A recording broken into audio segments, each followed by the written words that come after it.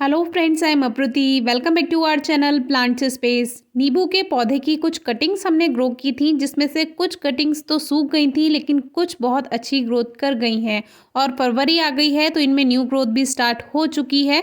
जितनी छोटी और बारीक कटिंग आप ग्रो करेंगे उतनी जल्दी और उतना अच्छा रिजल्ट मिलेगा।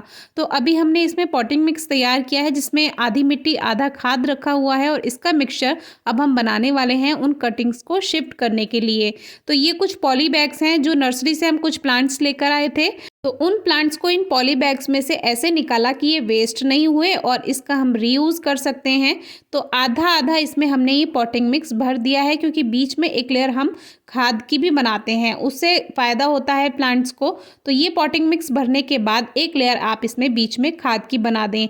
अब हम इतने छोटे पॉली बैग्स में इनको क्यों लगाने वाले हैं, तो ऐसा इसलिए क्योंकि डायरेक्ट अगर हम इसको ज़मीन में लगाएंगे तो फिर केयर करनी पड़ेगी। इससे बढ़िया है कि पहले हम इनको इन पॉली बैग्स में लगा दें और जब थोड़ी सी ग्रोथ हो जाएगी रूट्स में तब हम इनको ज़मीन में शिफ्ट कर सकते हैं। आप चाहें तो डायरेक्ट भी ज़मीन में इनको लगा सकते हैं या पॉट में शिफ्ट कर सकते हैं। लेकिन अब क्या है, जैसे हम इन पॉली बैग्स में उन कटिंग्स को लगाएंगे जो तैयार हो गए हैं पौधे, और फिर कुछ दिन के लिए यानी 2-3 दिन के लिए हम शेड में रख देंगे, छाया में। और फिर हमारा प्लांट जो है उसकी रूट सेट हो जाएंगी, फिर उनको ऐसे ही कुछ दिन रहने देंगे और फिर उसको ज़मीन में हम लगा सकते हैं या पॉट में लगा सकते हैं। तो देखिए रूट्स काफ़ी अच्छे से फैल चुकी हैं। जब भी हम कोई कटिंग ग्रो करते हैं तो वो काफ़ी दिन तक हरी रहती हैं, तो आप ये ना सोचिए कि उसमें तुरंत ही जड़ें बन जाती हैं। हमने एक वीडियो में आपको दिखाया भी था, जो कटिंग हमने ग्रो की थी काफ़ी दिन तक हरी रही, लेकिन उसको निकाल कर भी दिखाया तो जड़ें काफ़ी प्लांट्स में नहीं रहती हैं, क्योंकि थोड़ा लेट बनती हैं।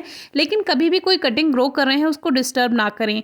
अब पूरी सर्दियों हमने इन कटिंग्स को ऐसे ही रखा रहने दिया और आप देख सकते हैं कि सभी कटिंग्स में फरवरी आने पर ग्रोथ स्टार्ट हो गई। ऐसा इसीलिए क्योंकि अब ग्रोइंग सीजन शुरू हो चुका है। सर्दियों में इनमें कोई जड़ें नहीं बनने वाली थी, ग्रोथ नहीं होने वाली थी, लेकिन इनको बचा कर रखना ज़रूरी था। और ऐसे में अगर सॉइल में ओवर मॉइस्चर हो जाता है, ज़्यादा नमी, तो फिर इनकी जड़ें गल जाती हैं, क्योंकि सर्दियों में वैसे भी ग्रोथ नहीं होती है। तो बस इन बातों का आपको ध्यान रखना होता है। अब हमने इनको मिट्टी के साथ ही बाहर निकाला और सभी में आप देख सकते हैं रूट्स बन गई हैं। 1-2 कटिंग में ज़्यादा रूट्स नहीं थी, लेकिन फिर भी ये सब चल जाएंगी। और जब भी कोई पौधा आप बाहर निकालते हैं, मिट्टी से ट्रांसप्लांट करते हैं, तो कोशिश कीजिए कि जड़ों के साथ मिट्टी भी थोड़ी बनकर आए।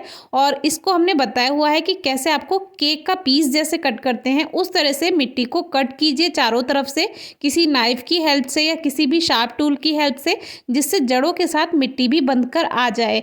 इससे क्या होता है, जब हम ट्रांसप्लांट करते हैं पौधों को एक जगह से दूसरी जगह लगाते हैं, तो उनमें क्या होता है, वो स्ट्रेस में नहीं जाते हैं, क्योंकि जड़ों से मिट्टी बंधी हुई है।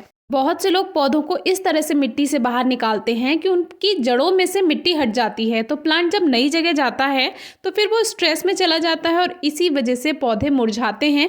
और जैसे हम बीज से यानी सीड से कोई प्लांट ग्रो करते हैं, तो उनके जो सीडलिंग्स होते हैं, छोटे छोटे पौधे होते हैं, जब उनकी ट्रांसप्लांटेशन होती है तब भी वो मुरझाते हैं। उसका यही कारण है कि आप जड़ों पर से मिट्टी हटा देते हैं। तो आज तो हमने नींबू के पौधे की जो कटिंग्स लगाई थी उनको शिफ्ट किया है। अब कल को या परसों को आपको वीडियो मिल जाएगी, हम हिबिस्कस की जो कटिंग हमने ग्रो की थी उनको भी शिफ्ट करेंगे।